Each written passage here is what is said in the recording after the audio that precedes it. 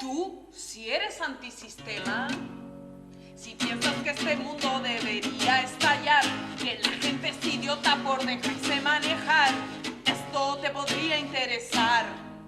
Y si no, toma nota igual. Foucault para encapuchados, Foucault para encapuchados, Foucault para encapuchados, Foucault para encapuchados, Foucault. Una nueva emisión, seguimos sufriendo bajas y deterioro físico.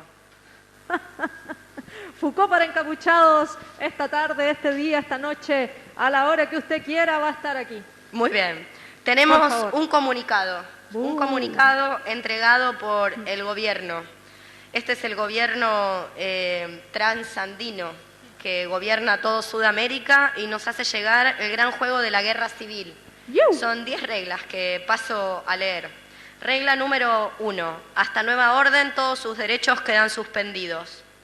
Naturalmente es conveniente que conserven por algún tiempo la ilusión de que aún disfrutan de alguno de ellos. Por lo que hace a nosotros, no los violaremos más que de a uno en uno y caso por caso. Regla número 2. Sean considerados. No nos hablen más de leyes, de la Constitución, ni de todas esas elucubraciones de otra época. Desde hace tiempo, como lo habrán notado, hemos colado leyes que nos ponen por encima de las leyes, así como, por lo demás, de su supuesta Constitución. Regla número 3. Ustedes son débiles, están aislados, aturdidos, engañados. Nosotros somos numerosos, estamos organizados, somos fuertes y lúcidos. Algunos dicen somos una mafia. Es falso, somos la mafia, la que ha vencido a todas las otras. Solo nosotros estamos en condiciones de protegerlos del caos del mundo. Es por eso que nos gusta tanto inocularles el sentimiento de su debilidad, de su inseguridad, ya que es proporcional a la rentabilidad de nuestros chanchullos. Regla número 4. Para ustedes el juego consistirá en huir, o al menos en intentarlo. Huir significa superar nuestro estado de dependencia. Lo cierto es que por ahora dependen de nosotros en todos los aspectos de su vida. Comen lo que nosotros producimos, respiran lo que nosotros contaminamos. El menor resfriado los pone a nuestra merced y sobre todo no pueden nada contra el poder de nuestra policía, a quien hemos conferido toda la libertad, tanto de acción como de apreciación. Regla número 5. No podrán huir solos. Por lo tanto, para comenzar precisarán constituir las solidaridades necesarias. Para complicar el juego, hemos liquidado toda forma de sociabilidad autónoma. No hemos dejado subsistir más que el trabajo, la sociabilidad bajo control. Se tratará para ustedes de escapar de él mediante el robo, la amistad, el sabotaje y la autoorganización. Una precisión. Hemos convertido en crimen cualquier forma de huida. Regla número 6. No hemos cesado de repetirlo. Los criminales son nuestros enemigos. Por eso deben entender en primer lugar lo siguiente. Nuestros enemigos son criminales. En tanto que fugitivos potenciales, cada uno de ustedes es también un criminal en potencia. Por eso es conveniente que conservemos la lista de números a los que han llamado desde sus teléfonos, que sus celulares nos permitan localizarlos en todo momento y que gracias a su tarjeta de crédito podamos conocer sus hábitos. Regla número 7. En nuestro pequeño juego, aquellos que salen de su aislamiento se denominan criminales. En cuanto a aquellos que tuviesen la osadía de cuestionar este estatuto, los llamaremos terroristas. Estos últimos pueden ser abatidos en cualquier momento. Regla número 8. Somos muy conscientes de que la vida en las filas de nuestra sociedad contiene tanta alegría como un trayecto en el tren de cercanías, que el capitalismo no ha producido hasta hoy en materia de riqueza más que una universal desolación, que nuestro orden carcomido no tiene más argumento que las armas que lo protegen. ¿Pero qué quieren?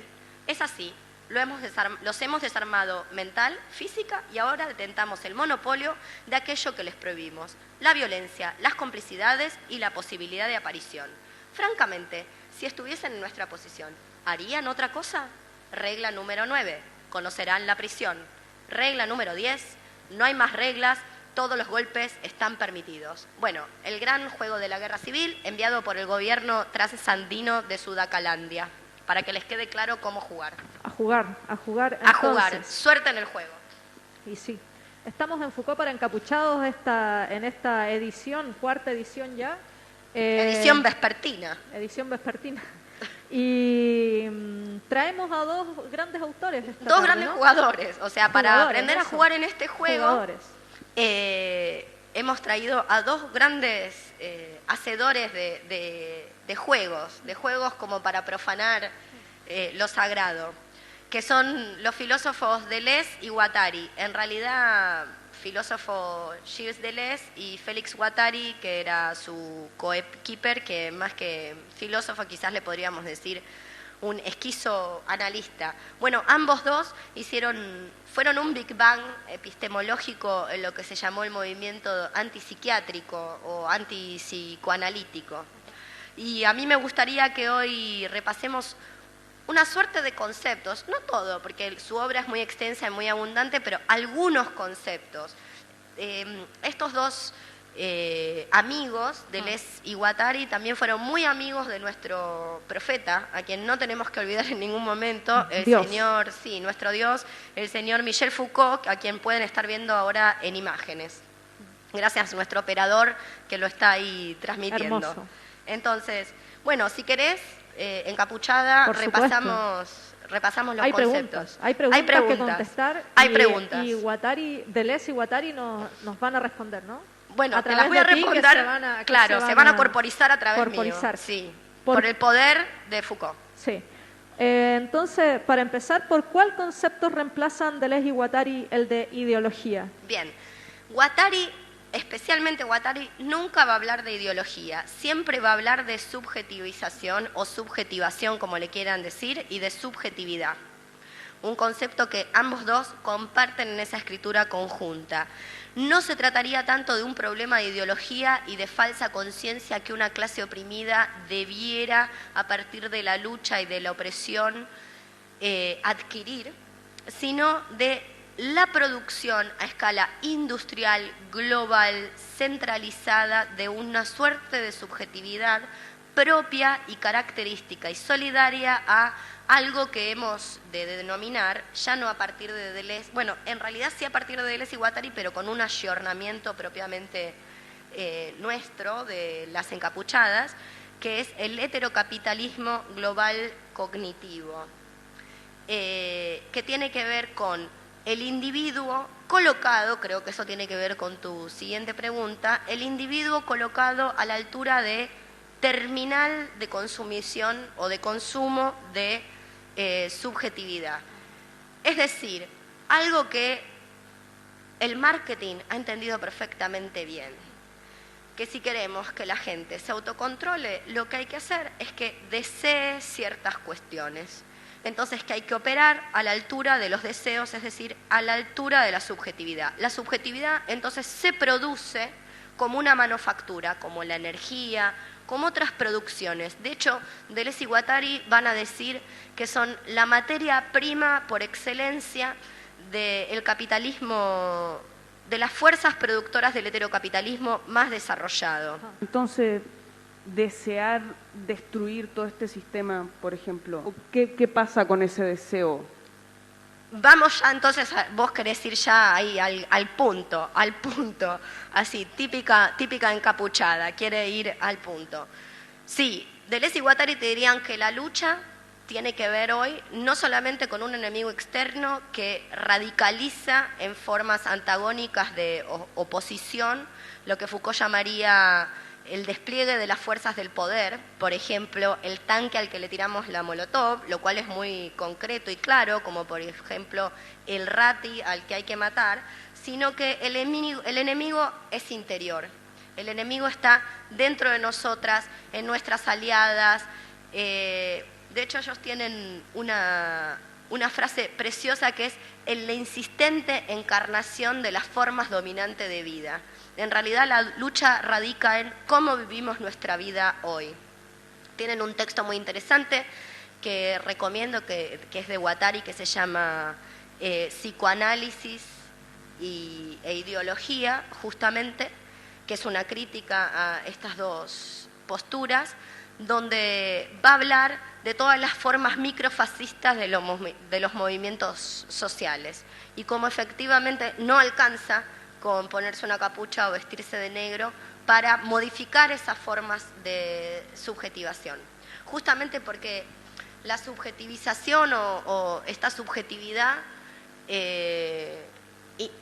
heterocapitalista, integral, cognitiva, es normalizadora o es heteronormalizadora y serializada y se presenta por medio de unos dispositivos que son privilegiados, ¿no? Que son el lenguaje, la familia y sus equipamientos. Entonces, la labor fundamental tiene que ver con la revisión y la deconstrucción de esa subjetividad propia del heterocapitalismo. Una tarea para nada fácil, por cierto. Mucho más difícil que armar una molotov. ¿Y dónde...? Eso ya está... Ya está dicho. Está dicho. ¿Con qué tiene que ver la lucha hoy, entonces? También está dicho. No estás prestando atención. Sí, Voy a tener que pegarte. ¡Qué rico! ¿Cómo opera el devenir? Ahí está. Algo que no se había dicho. Bien. ¿Cómo opera el devenir? Ahí está. Me gustó una pregunta que no había sido formulada. Si no, ya saben lo que les pasa en sus casas. Bueno, para entender cómo opera el devenir hay que entender cuáles son los riesgos de la identidad. La identidad son las líneas duras del ser. Y esto está relacionado con esto que decíamos de la subjetividad, porque la subjetividad opera a la altura de un yo que cree que porta una verdad sobre sí mismo y la defiende, como sus propios gustos, esto es lo que a mí me gusta y demás. Entonces la identidad, Deleuze y Guattari le llamarán las líneas duras del ser. El devenir opera cada vez que se rompen esas líneas duras del ser. Las líneas duras del ser, que son siempre mayores, tienen que ver con la gran metafísica o la gran organización del binomio de la metafísica occidental, varón, blanco, etcétera. Por eso digo que siempre es mayor. Y funciona dentro de estas lógicas binarias. Entonces, Deleuze y Guattari van a hablar de un devenir nómade y cómo devenir nómade sin quedar exiliada, que ese es el gran riesgo, por eso hay que ser prudentes. Si cambiamos y establecemos líneas de fuga y cambiamos las líneas duras del ser por devenires, que ya lo digo, no son fantasmáticos, no son imaginarios, son materiales, son reales, ocurren. Si logramos hacer eso, las identidades no van a operar como suelen operar. ¿Y cómo operan las identidades? De la siguiente manera. Las identidades producen una moral que indica cómo tenemos que funcionar. Ajá. Por ejemplo, si yo me he creído toda mi vida que soy heterosexual y de repente estoy teniendo prácticas que me hacen bien, que me convienen, después voy a explicar este término, pero yo estoy creída que soy heterosexual, empiezo a preguntarme, ¿seré heterosexual? ¿Estaré actuando de acuerdo a mi identidad? Esto es lo que produce la identidad. Entonces, hay que romper esas líneas duras del ser mediante devenires alegres. Sí, y entonces, ¿cómo reconocemos lo que nos conviene, lo que nos hace bien? No podés digamos, ni decirlo. Lo que nos conviene. Están tan duras las líneas que no podés ni decirlo. Qué mal que queda en cama hacer eso, ¿eh? Bueno, ¿cómo se reconoce lo que nos conviene? Hay un filósofo que especialmente Deleuze le gusta mucho, que es el filósofo Baruch Spinoza. Y Baruch Spinoza habla, para contestar tu pregunta, tengo que ir un poquitito antes, que habla de salir de la taxonomía aristotélica de las especies, Ajá. que tienen que ver con estas líneas duras del ser, ¿no? Y plantea que una puede ser lo que puede, o sea, ser lo que se puede. A eso le pone una palabra en latín que él inventa, que es possest, ser lo que se puede. ¿Qué quiere decir esto? Que en vez de preguntarme de si estoy actuando de acuerdo a mi identidad, experimento corporalmente, no se puede saber de antemano, experimento corporalmente y a partir de esa experimentación veo de qué afectos, de qué potencias es capaz mi cuerpo. Entonces, obviamente en la experimentación nos podemos topar con cosas que no nos convengan. ¿Qué quiere decir nos conviene para Baruch? Ahí tenemos una imagen de Baruch, gracias a nuestro operador muy atinado. ¿Qué quiere decir que algo nos conviene? No es lo que el heterocapitalismo cree la conveniencia claro. en la filosofía espinociana que Deleuze y Guattari están siguiendo. Lo que nos conviene es lo que incrementa nuestras potencias. Y hay dos maneras de reconocer. Ajá. Lo que nos da alegría, que no es el principio trascendente de la felicidad que todo el mundo compra en el supermercado con la tarjeta de crédito, sino la inmanencia de la alegría. Y por otra parte, lo que nos hace crecer en el sentido de componernos con más cuerpos, no crecer en el sentido de logro un mejor salario y una mejor posición en el trabajo, sino aquello que nos compone con más cuerpos.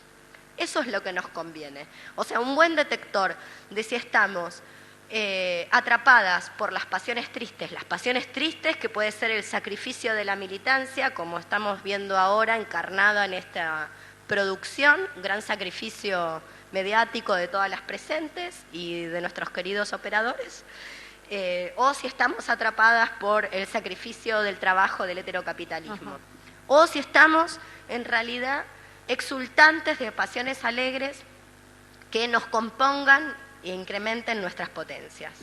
Para eso hay que experimentar, ¿no? Sí, hay que hacerlo. Y bueno, experimentar justamente dicen Deleuze y Guattari, y yo creo que con esto ya podemos pasar a nuestro siguiente mensaje.